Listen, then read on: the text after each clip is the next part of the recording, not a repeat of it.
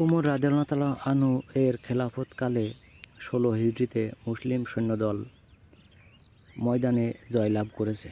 গনিমতের মাল জমা হচ্ছে। এমন সময় এক ব্যক্তি মহামূল্যবান রত্ন নিয়ে এলো।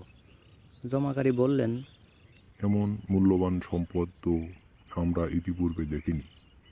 তুমি এখান থেকে নিজের জন্য কিছু রেখে দাওনি তো ভাই?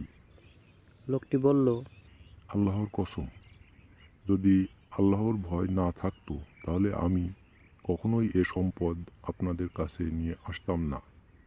সবাই তার পরিচয় জানতে চাইলে তিনি অস্বীকার করে বললেন, যদি আমি পরিচয় দেই তাহলে আপনারা আমার প্রশংসা করবেন, অথচ আমি কেবল আল্লাহর প্রশংসা করি এবং তার নিকটেই প্রতিদান কামনা করি।